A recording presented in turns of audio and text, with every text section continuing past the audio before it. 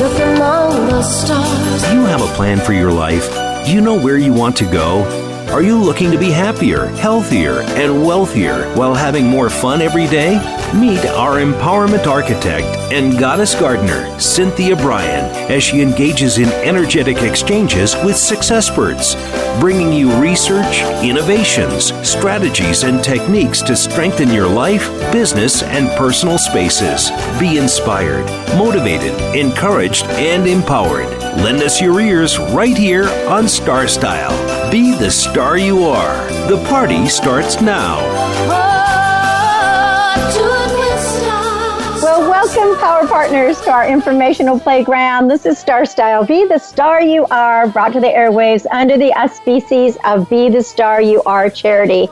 I am your host, and we are on the Voice America Network. This is the Empowerment Channel, where we strive to seed, stimulate, and support space for positive, meaningful conversations. We want to catapult you from wishing upon a star to imagining your dreams as if they've already transpired, talking as if you are living your dreams, and of course, acting as you are the writer, producer, director, and star of your own life. The miracle moment for today is brought to you by Be the Star You Are charity. You can visit it at BeTheStarYouAre.org. Stephen Wright wrote this: "I intend to live forever. So far, so good." I like that a lot. Well, if you have dreamed of being a writer who earns a living, our guest today will become your guide and your guru.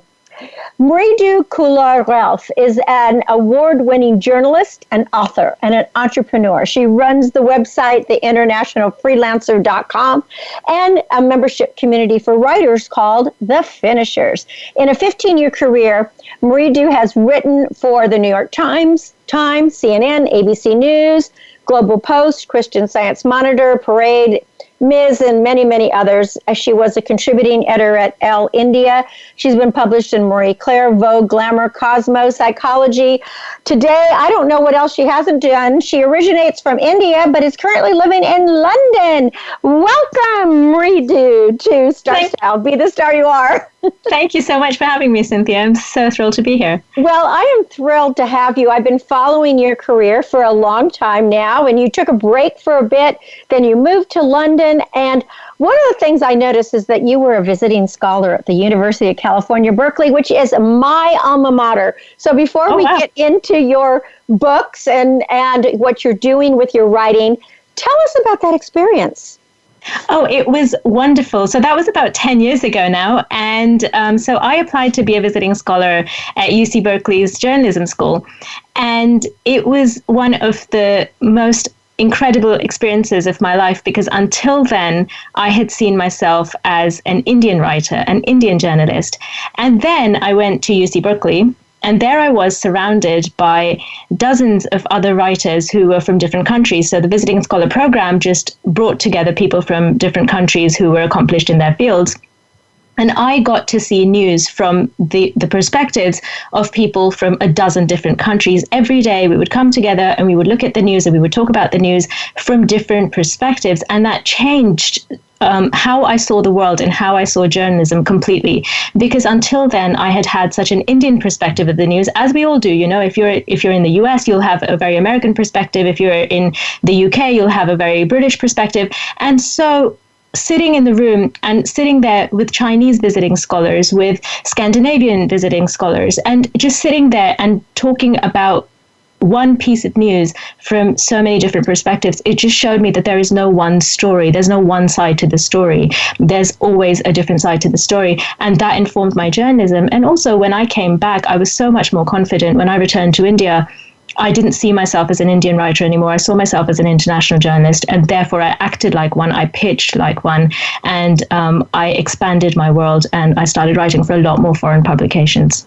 Isn't it fascinating how diversity is the key to really success? Is if that we stay in our own little bubble all the time, that we really don't get anywhere because we don't learn anything. And I love that you say that you saw yourself, in this box as an Indian writer, when in reality you're a writer. You're just a writer, which means, and I don't mean just, I mean a writer who can write anything, anywhere, anytime. So you're part of that whole experience. That's very exciting. Well, speaking of writing, you began your professional writing career at a very young age, and you've won many international awards. Share that journey with us a bit.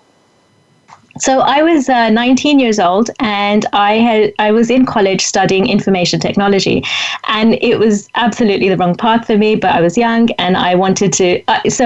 So to back up, I have always wanted to be a traveler. I've always wanted to see the world. I've always wanted to live in different countries. And I saw IT as the way of doing that. I thought, if I can get a good job in IT, I can move to the US. I can, there'll be more opportunities. I never really thought of writing as the gateway to the world. But I always loved writing, and I'd always been told that I could write by my teachers. And so when I was doing my college degree, I was not doing very well at it. In fact, I failed my first year. And that was a moment of reckoning for me of, is this what I want to do? And I realized that I didn't. So I started looking online for freelance writing opportunities and what I could do, just to pass the time, really. I wasn't really trying to make a career of it at that point. But then I got online and I realized that I could have a career from home if I wanted, or traveling the world doing what I loved, which was writing. And so I started pitching stories to American publications. And I was in India. I was a college student, so $100, $200 was a big deal for me at the time. And I pitched my first story. Well, I pitched quite a few stories, but my first published story was with College Bound magazine in the US about how to survive failure in college. And I got paid $100, and it was my first paycheck, and I was absolutely thrilled. I mean, that's huge for your first paycheck as a writer, and you're in college. Wow. Yep. And you're writing about how to survive college. I think that was, that was brilliant. Go back on your personal experience. That's where we all start. And so I sold that, and I thought, well, that was easy. And so I just kept going. And of course I think that was a little bit of beginner's luck. And then I pitched and I learned the process, and I really got into it, and I really started enjoying it. And that was basically the foundation of my career. And I decided that's what I wanted to do. And then, because I also wanted to travel, I started using writing and journalism as a way to get out of the country and to explore new places, even within the country. I traveled within India for quite a long time. So I kind of brought all my loves and passions together, and the way that I did that was through writing. And, this is the key to life, is to be able to love what you do. Then, it's the old saying, you never work a day in your life.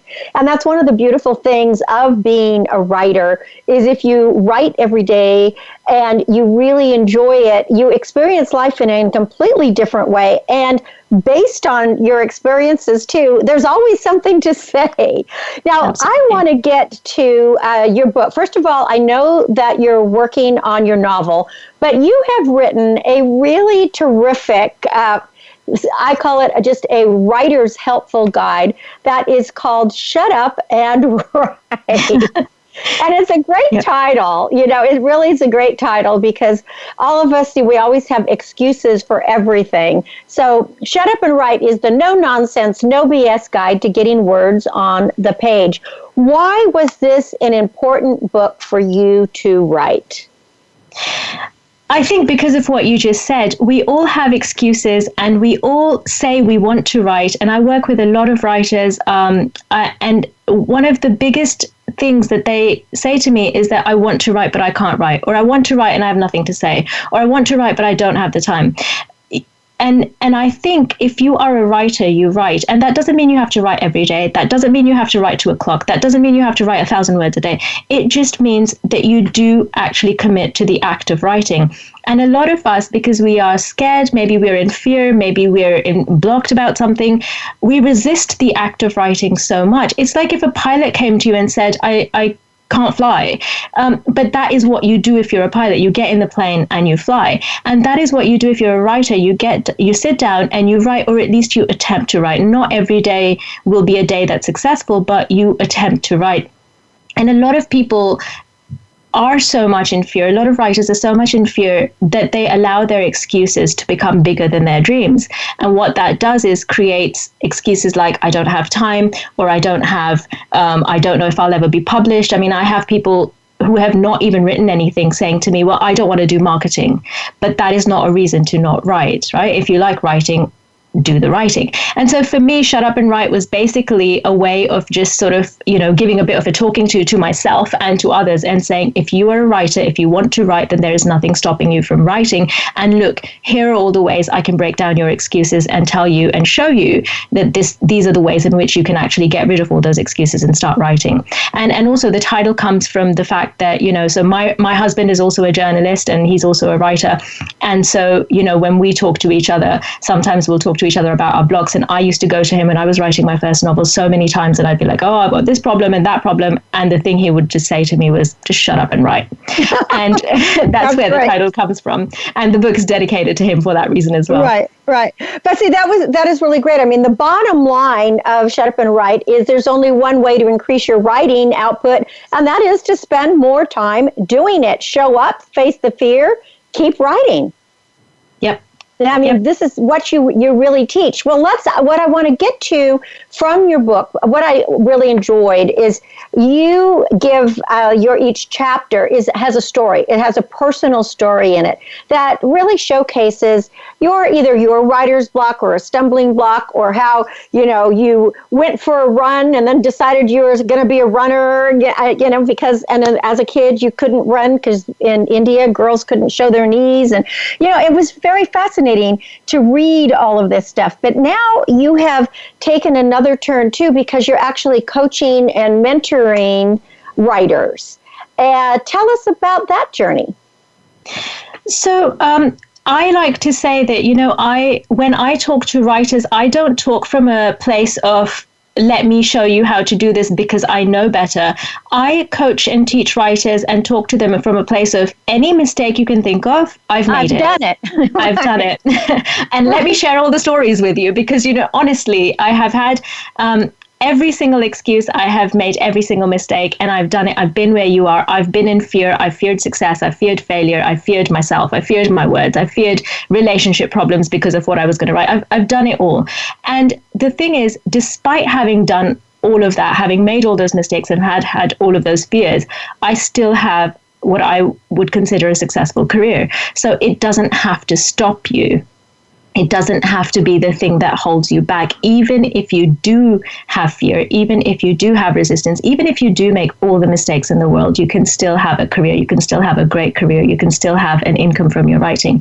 All of those things happen to all of us, no matter where we are in the journey. We still have blocks to work through. We still have problems to work through. We still have goals that we haven't yet achieved. And so therefore, when I talk to writers and when I coach writers, I'm not talking to them from a place of being up there. I'm talking to them peer to peer, friend to friend, because you know what? I know what you're going through. It's like, girlfriend, I've been there. And that's why I can tell you that this is what you need to do to get through it, because I have not only understood what you're feeling right now, but I have taken the steps to get through it just as you are right now. And so I feel like I can guide you through that for that reason.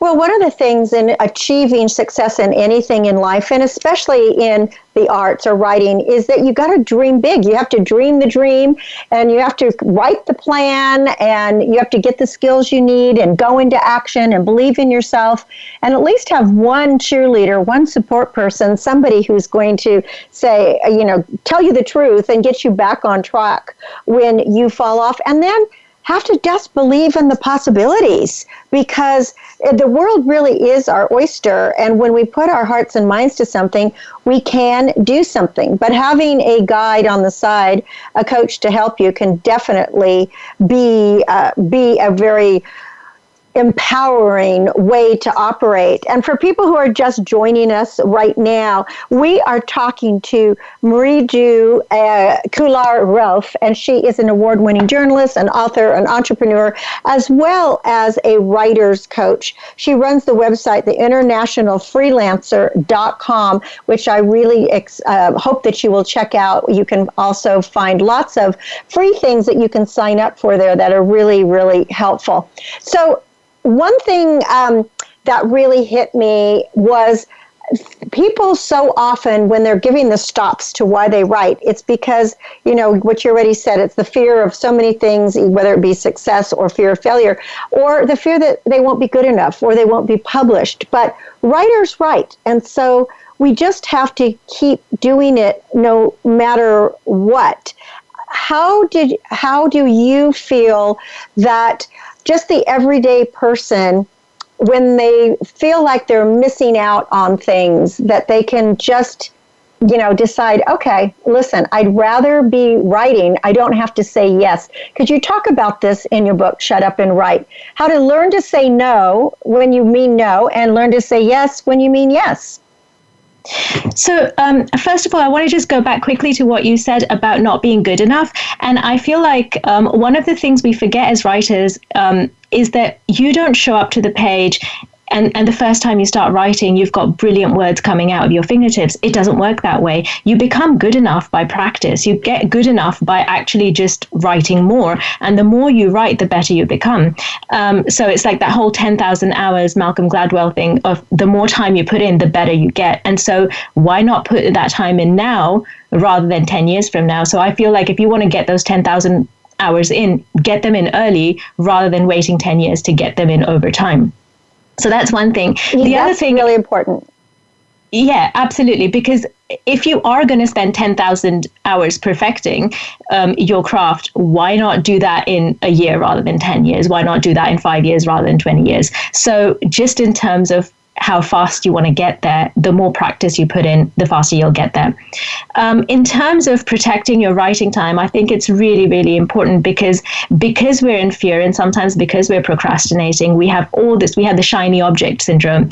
Somebody's asked you out for a coffee. Yep, sure, because I don't want to face my novel, so I'm going to go out for coffee. Or because I don't want to face my novel, I'll just go sit and watch Netflix for 3 hours. And we all do that. And I think the way to not do that is just by creating routines and disciplines in your life. And there are a number of ways to do this. You could have a set period of time where you say, okay, every day from 4 to 5 p.m. I'm going to write, and that's my writing time, and that's sacred. And if I don't write, I still have to sit there just, dreaming, figuring things out, something. I have to do something related to my work.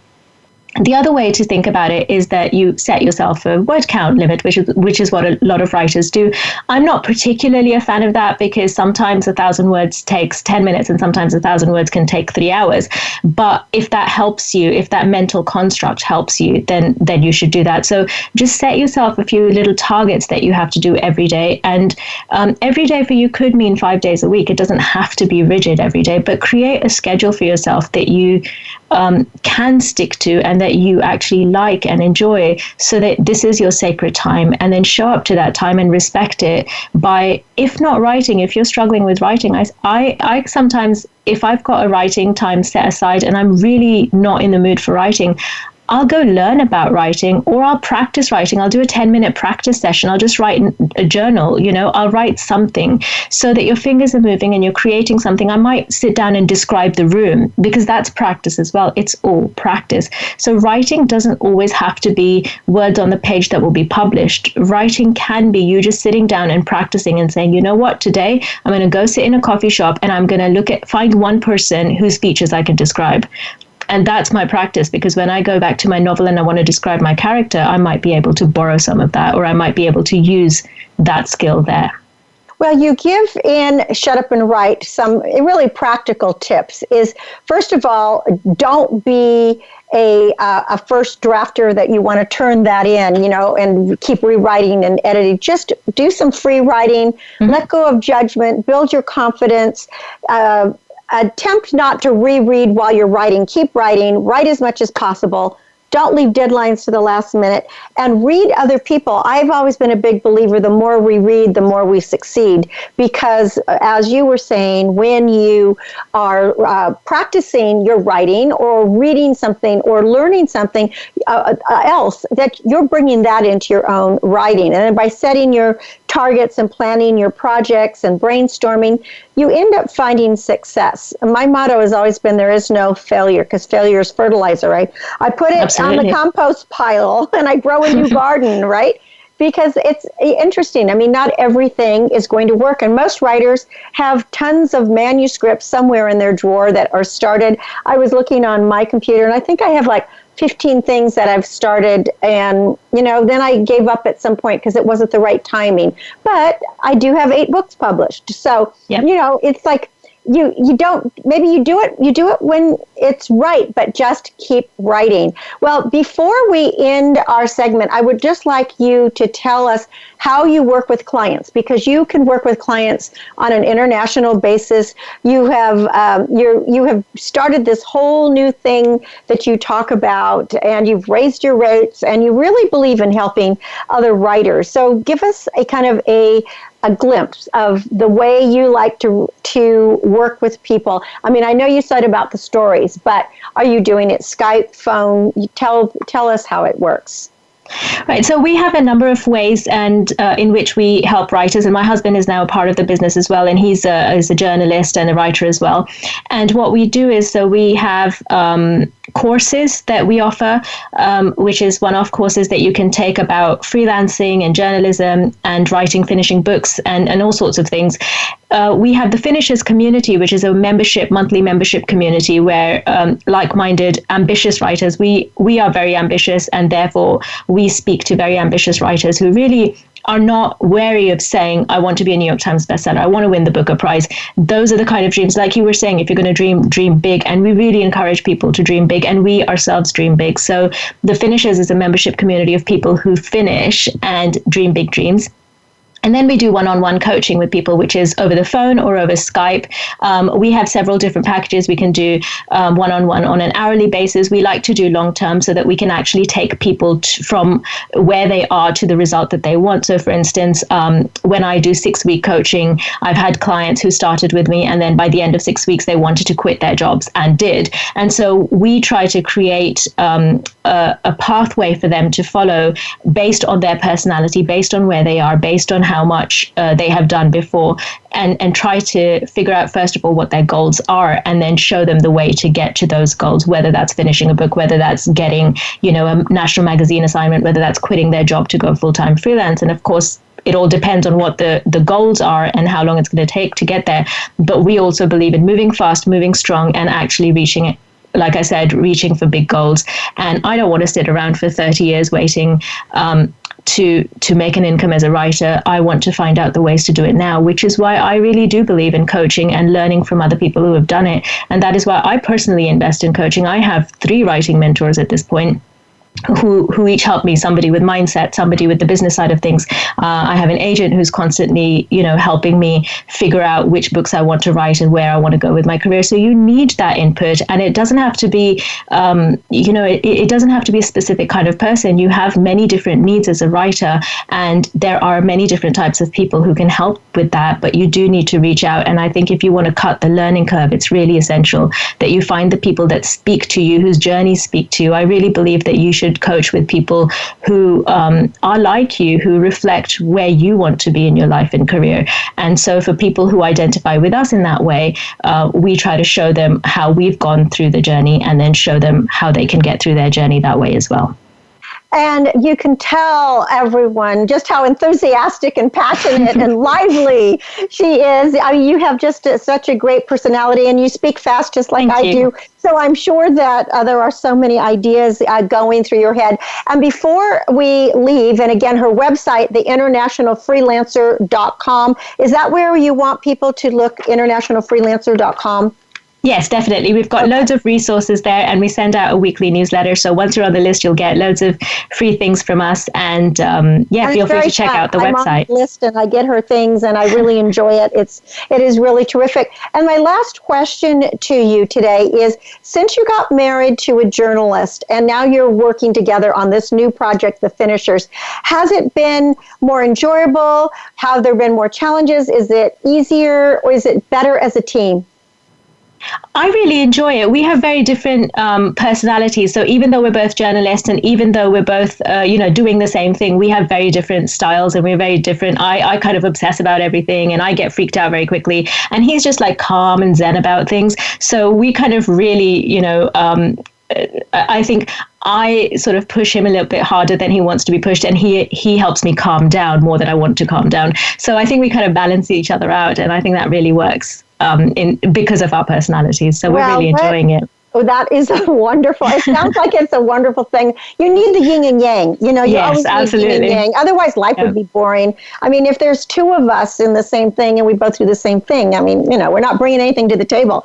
So, Mridu, it was fabulous finally getting to talk to you and bring you on Star Style, Be the Star You Are. Again, her website, theinternationalfreelancer.com. Sign up for the newsletter. Consider becoming part of the Finishers if you would like to be part of a membership community for writers and you are looking for a writing guide. So she has it all there for you. I wish you such success, and please continue to be in touch. And I'm just thrilled for your success and where you've come, you know, as because you're doing it all. You're being a mom and a wife and a successful writer.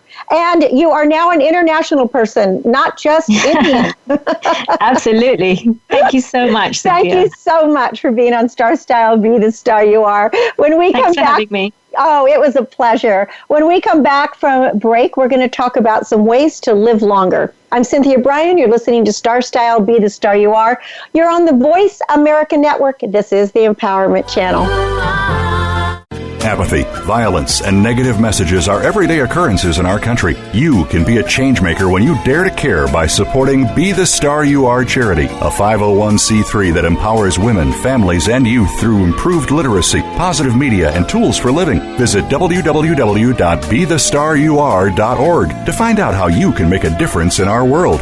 Everyone counts. That web address again is www.bethestarur.org. BeTheStarYouAre.org.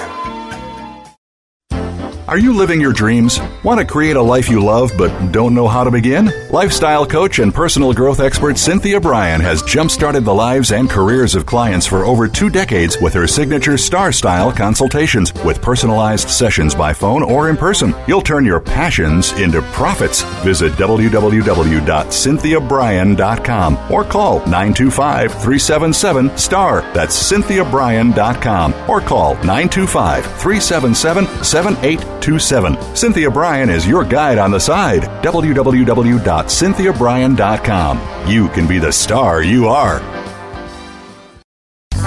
Get autographed copies of New York Times bestselling author Cynthia Bryan's books at www.starstyleradio.com. Get inspired and motivated to be your best self with Be the Star You Are, 99 gifts, and Be the Star You Are for teens. Buy cases at a deep discount to give away as gifts and premiums. Visit www.starstyleradio.com or call 925-377-STAR. 925-377-STAR. 925-377-STAR. Be the star you are. You are the star. Get ready to be inspired, entertained, and motivated to greatness with positive, uplifting, life-changing talk radio. Turn up the volume. Tune in to the Power Hour on Star Style. Be the Star You Are. Now, back to the program with the Oprah of the airwaves, Cynthia Bryan. You'll find all you need in the light that shines. Believe in yourself. Well, welcome back to Star Style, Be the Star You Are. I am Cynthia Bryan, and you are listening to the Voice America Network. This is the Empowerment Channel. I hope you enjoyed that interview. I think it was fabulous. If you want to be a writer, the idea is just to write. Well, I wanted to give you some ways to live longer because I like to do some shows that are going to be about health and healthiness, really be the stars that we are. So what are some ways for us to look ahead at our life? And you will find that there is a lot of health advice out there, but what are the golden threads that can bind it all together? That threads that are backed by scientific and government studies that reveal, new insights into what helps or hinders us as living longer and having happier lives. So one of the things is vitamin D. It's a byproduct of sunlight. And you know what's so weird is I am a sun baby. I'm always out in the garden.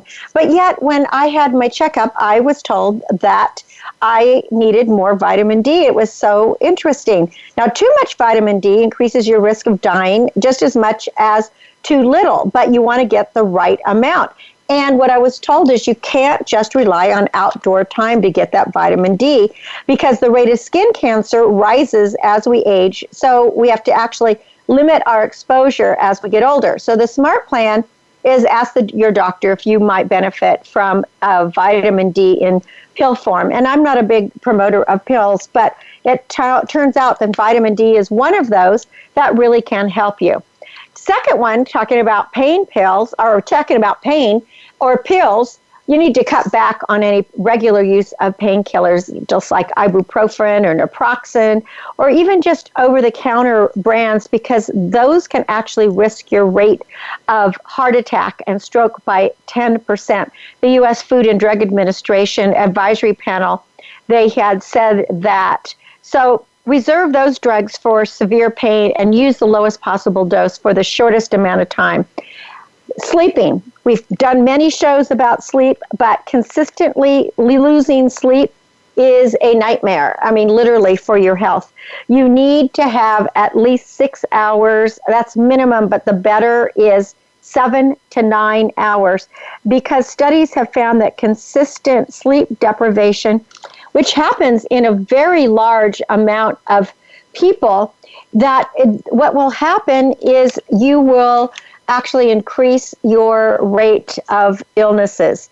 So some things you have to do is make the room pitch black dark, set the thermostat between 60 and 67 degrees. If you can, have a window open. Then exercise every day. It doesn't matter what time of day you work out, just so it doesn't interfere with your rest. Stick to a regular sleep schedule. You should go to bed and get up at the same time every day. And shut down your electronics. Leave them outside the room because the light from the devices stimulates the brain. And if your mattress is more than 10 years old, you need to replace it. And with those things done, you should be able to get a really good night's sleep. And if you have a partner or a spouse that snores, you may need earplugs. Now, another thing is being together. Marriage truly is good for your health and your longevity. This is according to a study showing that married men had a 46% lower risk of death than never married men. And it's partly due probably to the well-known impact on heart health. And for women, they had a 5% lower risk of cardiovascular disease. And it might be that you just have somebody to talk to, somebody to eat with, a partner to have some fun with. So those are all really good. Now, coffee. It's turning out that the Java does more to help you than just waking up in the morning. It actually reduces your risk of stroke, diabetes, and some cancers.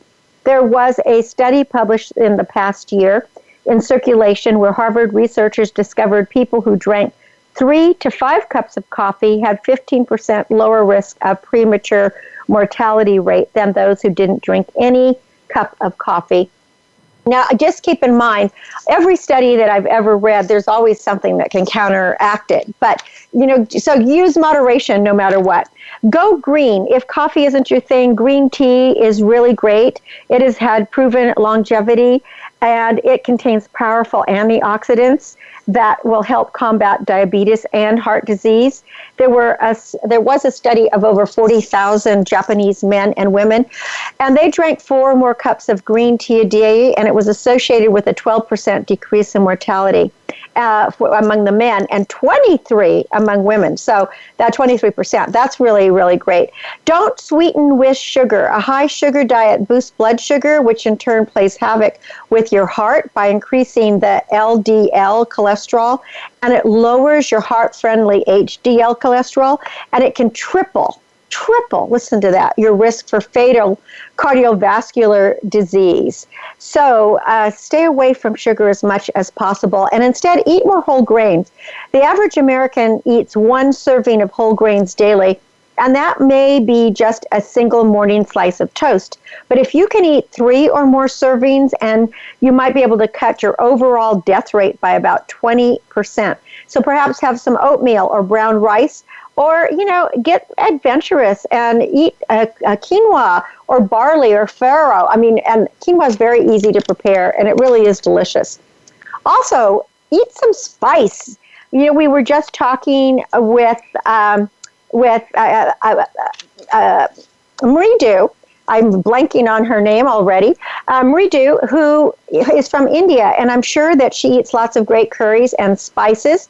So spice it up and eat some hot chili peppers, some curries, because in the dietary habits of more than 16,000 men and women over 23 years, those who reported eating hot peppers reduced their risk of dying by 13%. And if you're not a fan of peppers, even a little spice can have some health benefits. That is because the body produces endorphins to reduce the heat from the capsaicin in the peppers, and those endorphins reduce pain and inflammation. Drink whole milk. You've been told forever to drink low-fat, skim milk, non-fat, but the reality is go for a whole milk. The most dairy fat had 50% lower risk of developing diabetes and disease. And, that could shorten your life by 8 to 10 years. So be careful there. Now, water. We have to drink lots of water. Staying adequately hydrated and is really, really important. If your urine is dark yellow, you need more water. It should be like straw. And it might even help you lose weight. Researchers at the University of Illinois found that those who sipped more water ended up eating 68 to 205 fewer calories a day. So yay to the H2O. Now, be food safe. Many people die from food poisoning annually, about 3,000 Americans, according to the Centers for Disease Control. So evenly, seemingly healthy foods like sprouts, cantaloupe, berries, raw tuna, they can make you sick or kill you. So have an action plan. Keep your kitchen pristine clean. Wash your hands. Wash your utensils. Wash your vegetables. And wash everything after handling food. And separate raw and cooked foods. Make sure to refrigerate perishable food promptly. And always cook food to a safe temperature to kill any deadly bacteria. Another thing is to eat less. There's an interesting thing in Okinawa, where in Okinawa is a place where the oldest people in the world are living past. There's more centenarians there than any place else in the world. And what they do is they stop eating when they're 80% full. That was something that Buddha had always said. So a National Institute of Health study found that cutting back calories reduced your blood pressure, your cholesterol, and your insulin resilience. Eat your vegetables. Most people that are in their, 30s to 50s, they were not eating enough vegetables. Now, vegetarians were 12% less likely than carnivores to have died from any cause during a 6-year study period of 73,000 adults. Now, that was interesting. So those who eat fish occasionally and vegetarians, so pescatarians and vegetarians, seem to do the best.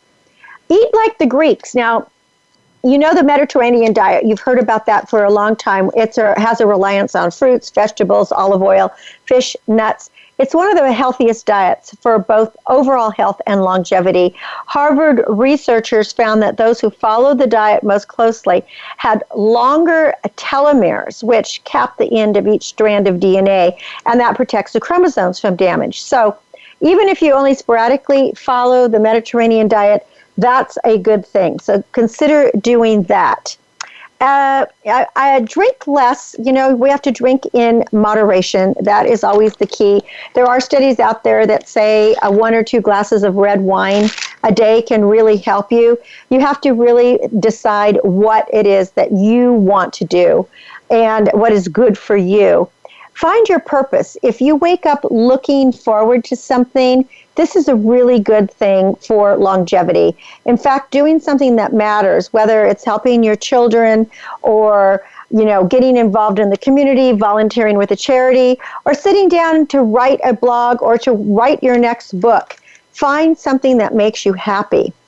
People who have faith in something, including religious services, they seem to be able to add 4 to 14 years of life expectancy. If you don't belong to a church, you can ask a friend at their services, or you can drop into a nearby house of worship, or just go out into nature and let nature be your cathedral. Vacation or else. This is really critical. Not taking time off work might actually be deadly. A study of men at high risk for coronary artery disease found that those who failed to take annual vacations were 32% more likely to die of a heart attack. And in the long-running Framingham Heart Study, which you probably heard of, women who vacation just once every 6 years were 8 times more likely to develop coronary artery disease or have a heart attack than women who vacation twice a year. So isn't that a great way just to say, hey, let's vacation more? Another important thing for longevity is get a 4-legged friend. There are so many studies that show pet ownership and health that have a very mutual correlated relationship. It reduces anxiety, it lowers blood pressure, it even improves the odds of surviving a heart attack. So, and also get social. Loneliness increases your risk of early death by 45%. It weakens the immune system, it raises blood pressure while increasing the risk of a heart attack. But by contrast, people who have strong ties to friends and family, they tend to live longer and they live happier.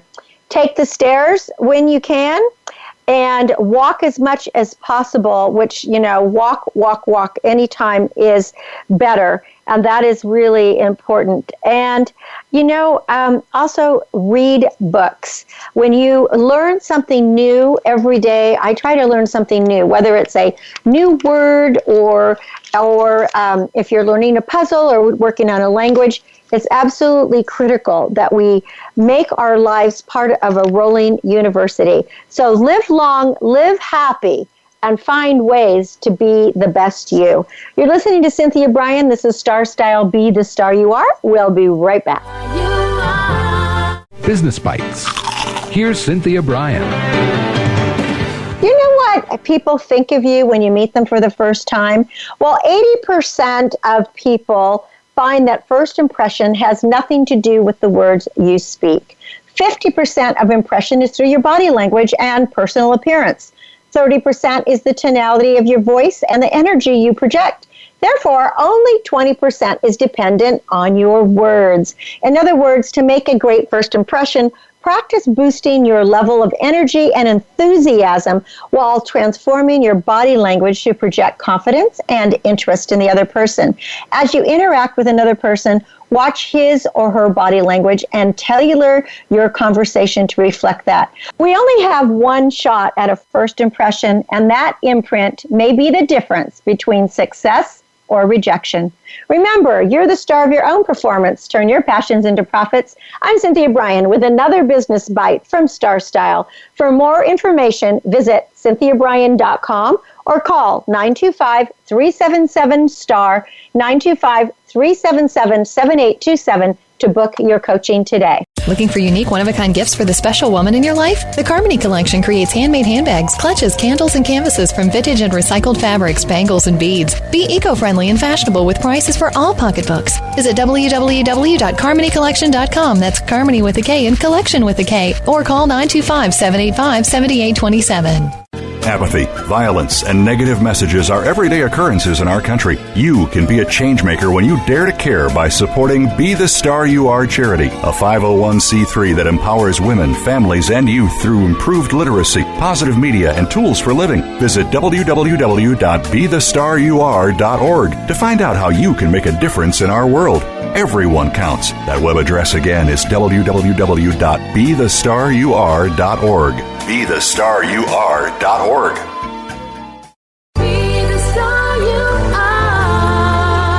You are the star. Get ready to be inspired, entertained, and motivated to greatness with positive, uplifting, life-changing talk radio. Turn up the volume. Tune in to the Power Hour on Star Style. Be the star you are. Now, back to the program with the Oprah of the airwaves, Cynthia Bryan. You'll find all you need in the light that shines. Believe it. Do you have an understanding of the broader perspectives of personal cybersecurity? I'm Cynthia Bryan, and in this segment of Star Style, Be the Star You Are, we're going to talk about the safe path to cybersecurity and how it is paved with knowledge and fortified by balanced perspective.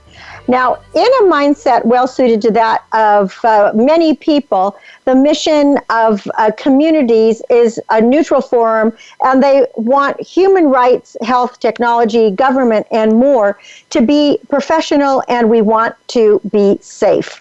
But what happens with cybersecurity? We're not going to get a better deal with things like personal security unless people actually get out and vote for it. And this is what civic engagement expresses through political activism. So therefore, we have to do some deep thinking and some understanding of how countries and governments approach cybersecurity.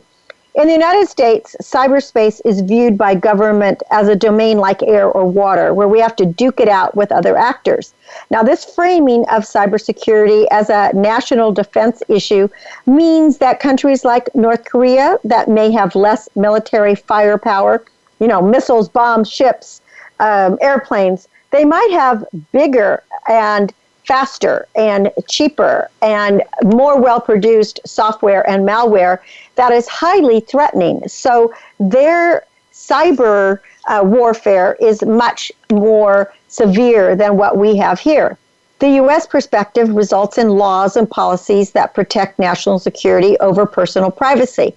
Homeland security, government intelligence gathering, and shielding the U.S. during conflicts with other countries usually outweighs protecting citizens and businesses from hackers and malware. The NSA, which is the National Security Agency, is less interested in personal encryption programs or protections because they want to be able to access that data too. Now, in Japan, threats to cybersecurity are perceived as coming from outside hackers and criminals. So the government believes citizens need encouragement to protect themselves from direct attacks. The dominant viewpoint results in government-sponsored ads, like a comic book-style scenario that has a young man about to kiss a woman declare pseudo-romantically, such a weak password doesn't suit you. So classes, I thought that was pretty funny. Classes in school teach young people how to create safe passwords, use patches, update protection software, or have operating systems swept clean of malware.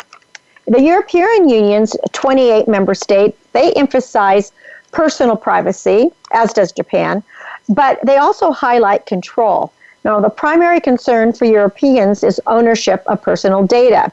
Of course, they worry about Facebook and Google, and I think we all probably need to, not just because of hackers, but because of the way the data can be used by the company. There was a case involving Google. A 12-year-old newspaper report about a company in Spain that had been in financial trouble was picked up by Google and put online. Suddenly, the archival information meant people viewing the owner's profile started to react to his at one time as being in financial trouble. Now, Google's argument was that it was public information, but the Europeans didn't agree and said it fell under their right to be forgotten rules. They said it was causing the man a lot of danger, and that makes a lot of sense. So the government there now has stronger laws that guarantee protection, including rules that any information people delete from their data files cannot be stored elsewhere on internet providers. And I only wish that were true for us here in the United States. Now, so what are some questions that may come up?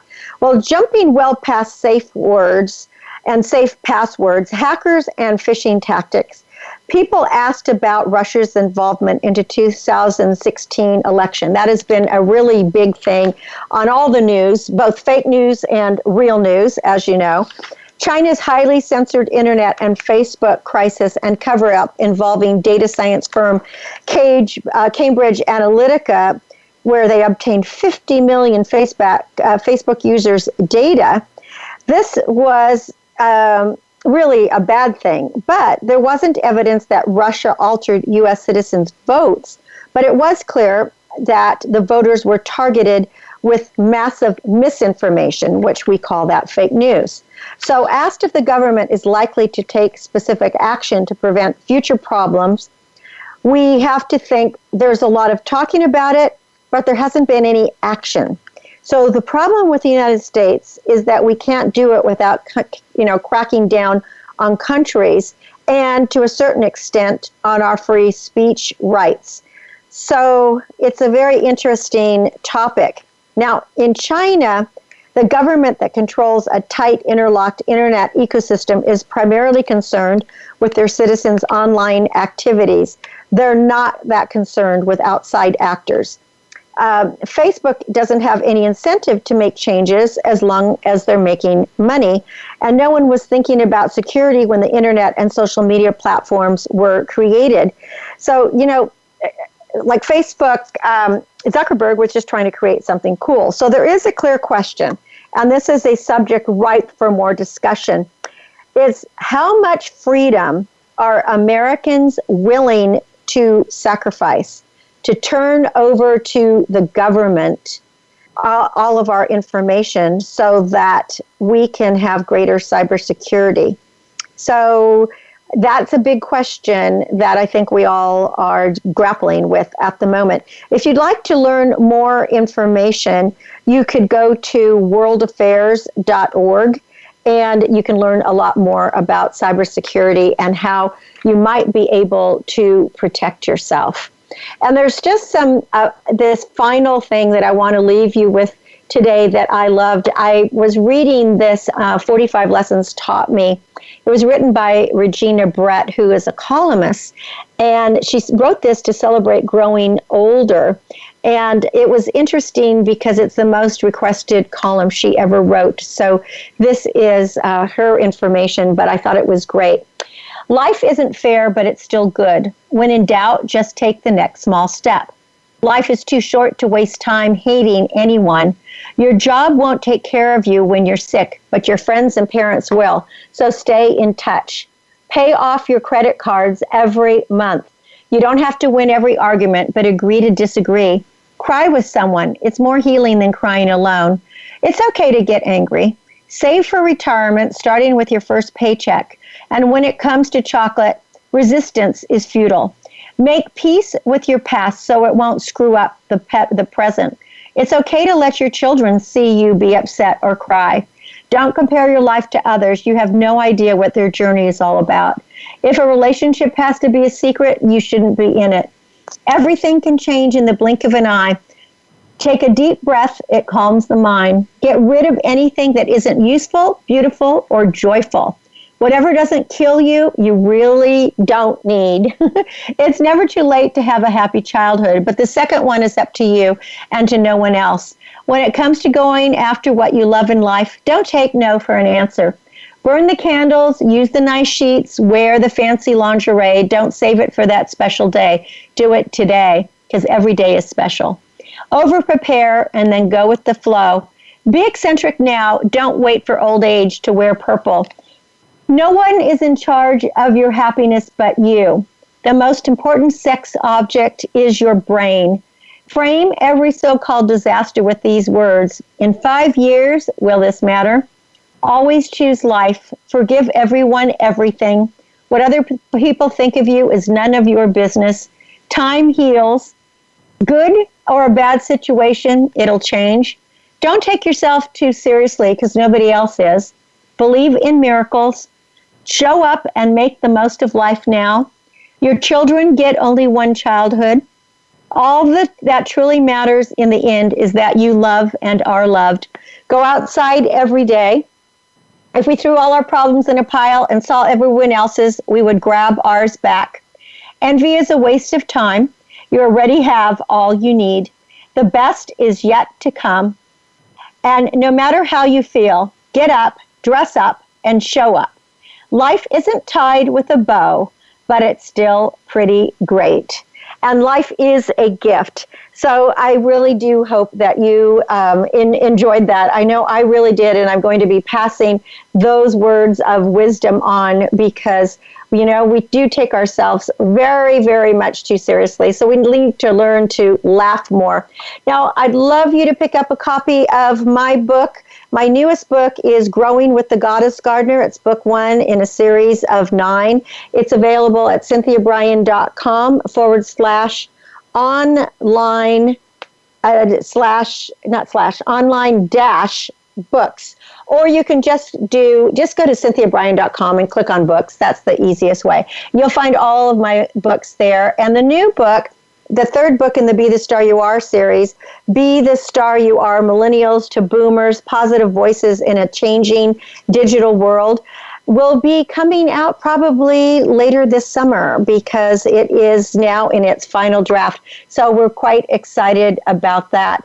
Well, I thank you all for being such great listeners and allowing me to have a conversation right here with you every week on Star Style, Be the Star You Are. Make sure you are always tuned in from 4 to 5 p.m. Pacific every Wednesday. You can change your life and make your dreams come true. You'll have personal growth, success coaching, and you'll get expert advice from experts from around the globe, and especially from writers and authors and artists. You can make this life your best life. It's your only life, so just do it. For more information about the charity, and we hope you'll make a donation, go to BeTheStarYouAre.org. Just click on donate. For information to book a consultation or a coaching with me, Cynthia Bryan, visit CynthiaBryan.com. My aim is always to encourage, inspire, inform, amuse, and motivate. See beyond your physical being, know you're already a star, and cherish the past, dream of the future, but celebrate every moment of your life. And read a book this week, because a book is like a garden in your pocket. And if you want to write, I really suggest shut up and write. Read that book. And then if you love gardening, pick up Growing with the Goddess Gardener. Well, thank you to A-Rod, my engineer, for this show. He always does a great job. And until next week, when we celebrate once again, remember, love always wins, kindness always prevails, and smiles will keep us happy, and it will keep other people happy. I am Cynthia Bryan for Star Style, thanking you and encouraging you. Be the star you are. Have a marvelous week. Dream, create, inspire, make a difference, and be here next week from 4 to 5 p.m. Pacific on Voice America Network Empowerment Channel for Star Style. Be the star you are. Thanks for joining me. Be the star you are. The star you are. Be the star you are. You are the star. It's been a pleasure bringing you our life-changing program, Star Style, Be the Star You Are. We have you on our radar, as it's our goal to inspire, inform, entertain, and motivate you to be the star you were born to be. For more information, visit starstyleradio.com. And to make a donation to the charity, go to BeTheStarYouAre.org. Ignite the flame that burns brightly within. Take charge of your life and coach yourself to success with our dynamic host and empowerment architect, Cynthia Bryan, every Wednesday at 4 p.m. Pacific Time, 7 p.m. Eastern Time, right here on the Voice America Empowerment Channel for another serving of champagne for the spirit and a power boost to live with Star Style. Until we celebrate together next week, be the star you are.